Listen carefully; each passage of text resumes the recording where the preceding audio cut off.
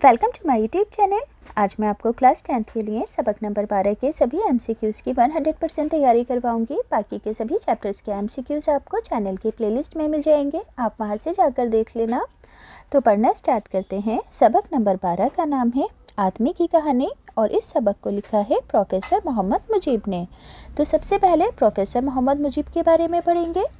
सवाल number 1, professor Mohammad Mujib की पैदाइश कब हुई? 1902 या फिर 1903? तो प्रोफेसर मोहम्मद मुजीब की पैदाइश 1902 में हुई। प्रोफेसर मोहम्मद मुजीब का इंतकाल कब हुआ? 1984 या 1985? तो प्रोफेसर मोहम्मद मुजीब का इंतकाल 1985 में हुआ। मोहम्मद मुजीब कहाँ पैदा हुए? आगरा या फिर लखनऊ? तो मोहम्मद मुजीब लखनऊ में पैदा हुए। अगला सवाल है, मोहम्मद मुजीब ने इब्तिदाई तालीम कहाँ से हासिल की? तो मोहम्मद मुजीब ने इब्तिदाई तालीम घर से हासिल की। 1918 में मोहम्मद मुजीब ने कौन सा इम्तिहान पास किया? डॉक्टरेट का या सीनियर कैम्ब्रिज का? तो 1918 में मोहम्मद मुजीब ने सीनियर कैम्ब्रिज का इम्तिहान पास किया। 1919 में मोहम्मद मुजीब वकालत की तालीम हासिल करने के लिए कहाँ गए? इंग्लैंड या फिर फ्रांस? तो 1919 में मोहम्मद मुजीब वकालत की तालीम हासिल करने के लिए इंग्लैंड गए। अगला सवाल है, 1922 में मोहम्मद मुजीब ने कौन सा इम्तिहान पास किया? BA ऑनर्स का या MA ऑनर्स का? तो 1922 में मोहम्मद मुजीब ने BA ऑनर्स का इम्तिहान पास किया। अगला सवाल है, लंदन में मोहम्मद मुजीब ने कौन सी ज़बान सीखी? फ़ारसी और अंग्रेज़ी या फ्रांसीसी और लातीनी? तो लंदन में मोहम्मद मुजीब ने फ्रांसीसी और लातीनी ज़बान सीखी। लंदन से मोहम्मद मुजीब कहाँ गए? बर्लिन या फिर जर्मनी? तो लंदन से मोहम्मद मुजीब जर्मनी गए। बर्लिन से वतन वापसी के बाद मोहम्मद मुजीब कहाँ उस्ताद मुकर्रर हुए? अलीगढ़ मुस्लिम यूनिवर्सिटी में या जामिया मिलिया इस्लामिया में? तो बर्लिन से वतन वापस आने के बाद मोहम्मद मुजीब उस्ताद के तौर पर जामिया मिलिया इस्लामिया में फाइज हुए। अगला सवाल है, 1948 में मोहम्मद मुजीब ने कौन सी जिम्मेदारी संभाली? शोबा उर्दू के सदर बने या शेखुल जामिया बने? तो 1948 में मोहम्मद मुजीब शेखुल जामिया बने। अगला सवाल है, मोहम्मद मुजीब किस ओहदे पर रहकर सबकदोश हुए, यानी कि मोहम्मद मुजीब किस ओहदे से रिटायर हुए थे? प्रोफेसर के या शेखुल जामिया के? तो मोहम्मद मुजीब शेखुल जामिया के ओहदे से सबकदोश हुए थे। अगला सवाल है, मोहम्मद मुजीब को कुतुब बेनी, फ़न तामीर, संग तराशी, मुजस्समा साजी, मुसव्वरी, मौसीकी और देश में दिलचस्पी थी? बागबानी या कहानियाँ लिखने में? तो बागबानी में भी दिलचस्पी थी मोहम्मद मुजीब को। अगला सवाल है, मोहम्मद मुजीब का इल्मी मैदान में पसंदीदा मौजू क्या है? मज़मून निगारी लिखना या तारीख़ निगारी? तो मोहम्मद मुजीब का इल्मी मैदान में पसंदीदा मौजू है तारीख़ निगारी। प्रोफेसर मुजीब की मशहूर तसानीफ़ दुनिया की कहानी कब शाया हुई? तो 1932 में शाया हुई। मोहम्मद मुजीब की मशहूर तसनीफ़ दुनिया की कहानी 1932 में शाया हुई। मोहम्मद मुजीब की मशहूर तसनीफ़ तारीख़ फ़लसफ़ाए सियासत कब शाया हुई? 1935 या 1936? तो मोहम्मद मुजीब की मशहूर तसनीफ़ तारीख़ फ़लसफ़ाए सियासत 1936 में शाया हुई। अगला सवाल है, मोहम्मद मुजीब की मशहूर तसनीफ़ रूसी अदब की तारीफ़ 2 जिल्दों में कब शाया हुई, यानी कि 2 पार्ट्स में? 1960 में या 1970 में? तो मोहम्मद मुजीब की मशहूर तसनीफ़ रूसी अदब की तारीफ़ 1960 के दशक में 2 जिल्दों में शाया हुई। अगला सवाल है, मोहम्मद मुजीब को देश में भी बहुत दिलचस्पी थी, उर्दू ज़बान में या फिर अदब में? तो मोहम्मद मुजीब को अदब में यानी कि लिटरेचर में भी बहुत दिलचस्पी थी। अगला सवाल है, मोहम्मद मुजीब ने कुल कितने ड्रामे लिखे थे? 8 या फिर 7? तो मोहम्मद मुजीब ने कुल 8 ड्रामे लिखे थे। मोहम्मद मुजीब के कौन से 3 ड्रामे निसाब में यानी कि बच्चों के स्कूल के कोर्स में शामिल हो चुके हैं? खेती अंजाम और खाना जंगी, खोजी बहार और आज़ाद? तो मोहम्मद मुजीब के 3 ड्रामे खेती अंजाम खाना जंगी उर्दू के सिलेबस में शामिल हो चुके हैं। मोहम्मद मुजीब ने बच्चों के लिए कौन सा ड्रामा लिखा था? बंदरबाट या आओ ड्रामा करें? तो मोहम्मद मुजीब ने बच्चों के लिए ड्रामा लिखा था आओ ड्रामा करें। अगला सवाल है मोहम्मद मुजीब के मशहूर अफसानों के नाम बताने हैं। तो मोहम्मद मुजीब के मशहूर अफसानों के नाम हैं कीमियागर, बाग, चिराग राह, अंधेरा और पत्थर। कौन कौन से मशहूर अफसाने हैं? कीमियागर, बाग, चिराग राह, अंधेरा और पत्थर।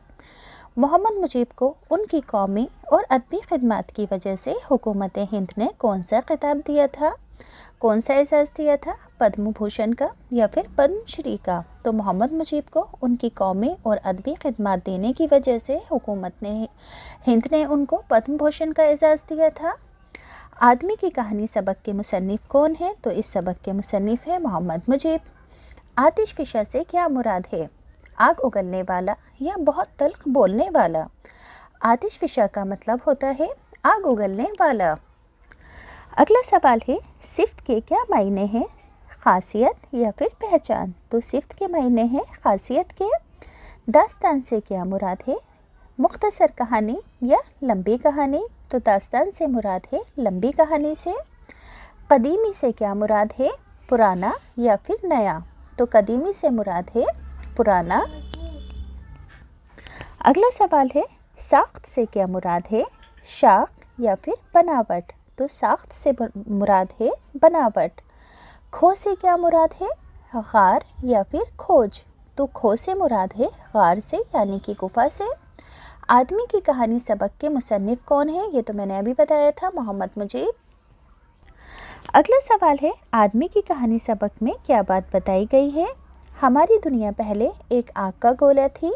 इस दुनिया में हर कोई काम काज से पैसा कमाता है। तो इस सबक में बताया गया है कि हमारी दुनिया पहले एक आग का गोला थी। जब हमारी दुनिया आग का एक गोला थी तो वो आग कैसी थी? ये एक ऐसी आग थी जो बिन जलाए जली और बिन बुझाए बुझ गई। ये आग बहुत भयानक और लंबे वक्त तक ना बुझने वाली आग थी। तो जब हमारी दुनिया आग का एक गोला थी तो वो आग एक ऐसी आग थी जो बिन जलाए जली और बिन बुझाए ही बुझ गई।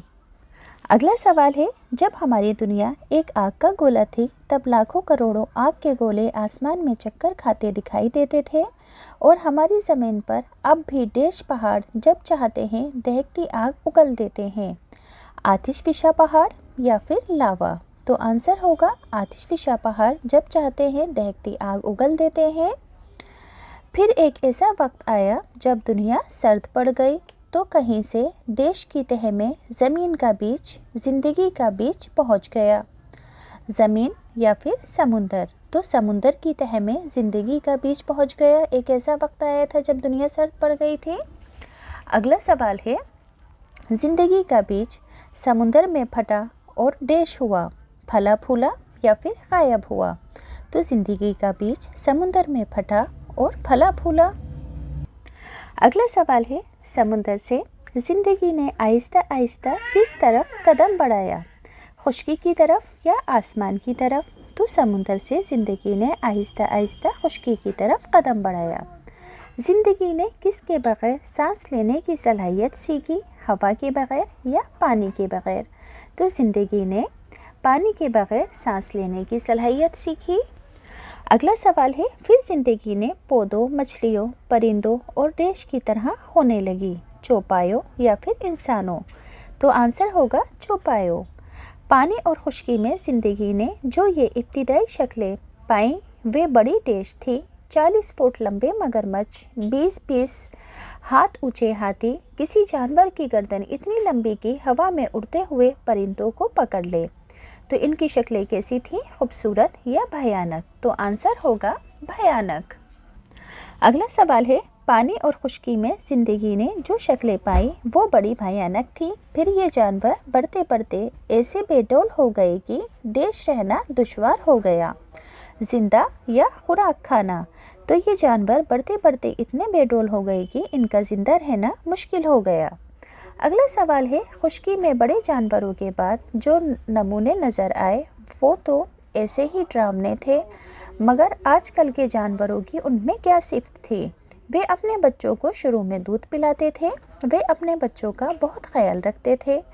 तो वो जानवर खुश्की में बड़े जानवरों के बाद जो नए नमूने नज़र आए تو وہ ڈراونے ہی تھے، پر ان کے اندر آج کی طرح کیا خاصیت تھی کہ وہ اپنے بچوں کو شروع میں دودھ پلاتے تھے۔ اگلا سوال ہے، پھر ترقی کرتے کرتے جانوروں کی ایک قسم نے ایسی شکل پائی ہوگی جو ڈیش سے ملتی جلتی ہوگی، انسانوں سے یا پرندوں سے؟ تو انسانوں سے۔ آج کل کا علم ہمیں بتاتا ہے کہ ہم انہی ڈیش کی اولاد ہیں، حیوانوں یا بن مانسوں۔ تو آج کل کا علم ہمیں بتاتا ہے کہ ہم انہیں بن مانسوں کی اولاد ہیں۔ اگلا سوال ہے، لیکن آج کل کا علم بن مانس کی کسی ایک قسم سے ہمارا رشتہ نہیں جوڑتا ہے۔ ہم جس ڈیش پر بنے ہیں اس کی پہلی مثالیں ابھی تک نہیں ملی ہیں، خاص نمونے یا خاص ڈی این اے؟ تو آنسر ہوگا خاص نمونے۔ اگلا سوال ہے، ڈیش مچھلی بن کر تیرے اتھلے پانی میں پاؤں کے بل چلے، خشک زمین پر رینگنا شروع کیا، ہوا میں پرندہ بن کر اڑنے لگے، چوپایوں کے روپ میں دوڑنے لگے، جراثیم یا پھر کیڑے؟ تو آنسر ہوگا کیڑے۔ مچھلی بن کر تیرے اتھلے پانی میں پاؤں کے بل چلے، خشک زمین پر رینگنا شروع کیا، ہوا میں پرندہ بن کر اڑنے لگے۔ اگلا سوال ہے، ابتدائی جانوروں کو جو نام دیے گئے وہ بھی بھیانک تھے، جیسے کہ برونٹوسورس، ایگیتھوسورس، میکلوسورس وغیرہ۔ کیا کیا نام تھے؟ برونٹوسورس، ایگیتھوسورس، میگیلیسورس وغیرہ۔ دنیا میں گرمی آہستہ آہستہ بڑھنے سے کیا بات سامنے آئی؟ برفستان پگھل کر سمندر بن گئے، دنیا آگ کا گولا بن گئی۔ تو دنیا میں گرمی آہستہ آہستہ بڑھنے سے برفستان پگھل کر سمندر ہو گئے۔ اگلا سوال ہے، ابتدائی دور کے انسانوں نے آگ لگانا کیسے سیکھا؟ جنگلوں کو جلتے دیکھ کر یا سورج کی گرمی سے اندازہ لگا کر؟ تو ابتدائی دور کے انسان نے آگ لگانا جنگلوں کو جلتے دیکھ کر سیکھا تھا۔ آگ جلانا زمین سے بڑے لاکھوں کروڑوں آگ کے گولے آسمان میں چکر کھاتے دکھائی دیتے ہیں، چمکتے ہوئے ڈیش ایسے ہی آگ کے گولے ہیں۔ تارے اور سورج یا پھر چاند؟ تو تارے اور سورج ایسے ہی آگ کے گولے ہیں جو زمین سے بڑے ہیں اور لاکھوں کروڑوں آگ کے گولے آسمان میں چکر کھاتے دکھائی دیتے ہیں۔